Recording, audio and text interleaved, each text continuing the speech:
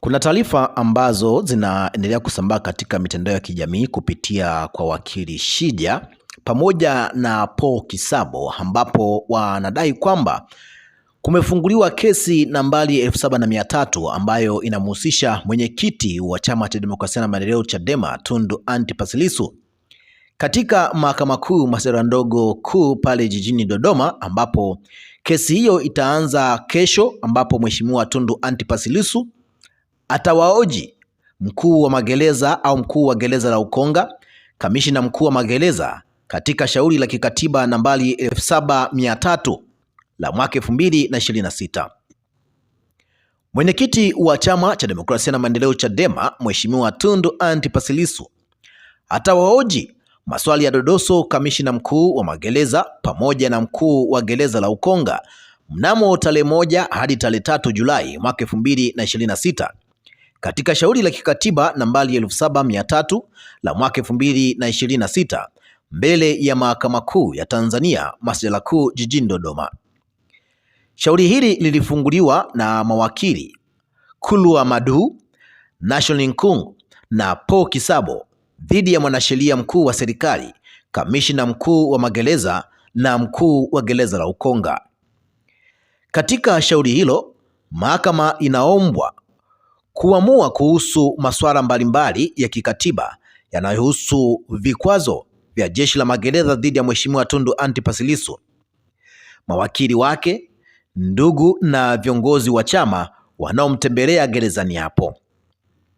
Miongoni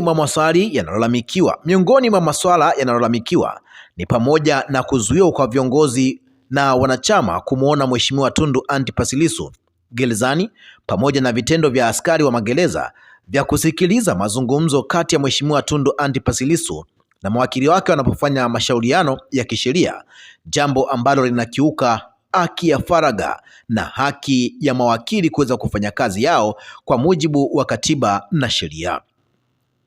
Katika shauri hilo, Mheshimiwa Tundu Antipas Lissu ni miongoni mwa wajibu maombi, yani respondent, huku chama cha wanasheria Tanganyika kitashiriki kama mdau mwenye maslahi katika shauri hilo, yani interest party, baada ya mahakama kukubali maombi yake.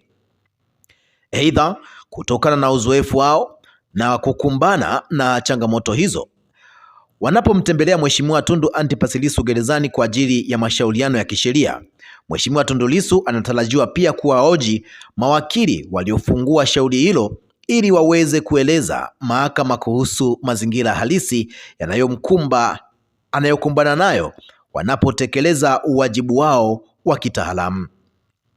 Shauri hilo litasikilizwa kwa njia ya mtandao mbele ya jopo la majaji watatu wa Mahakama Kuu, ambapo watakuwepo Mheshimiwa Jaji Mluma, Mheshimiwa Jaji Dr. Lumisha na Mheshimiwa Jaji Dr. Longopa.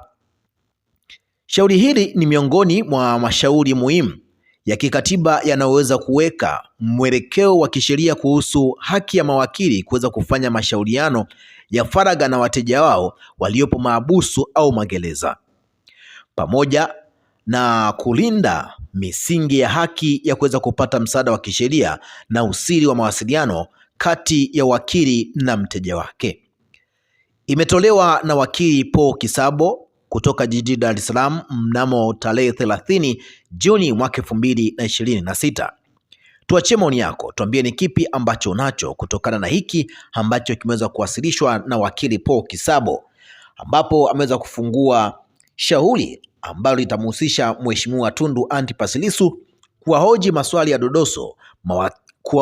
ya dodoso mawakili pamoja mkuu wa magereza, kamishna wa magereza hapa nchini Tanzania, lakini bila kumsahau mwanasheria mkuu wa serikali. Tuachie maoni yako, tuambie ni kipi ambacho unacho. Tukutane wakati mwingine na wasaa mwingine.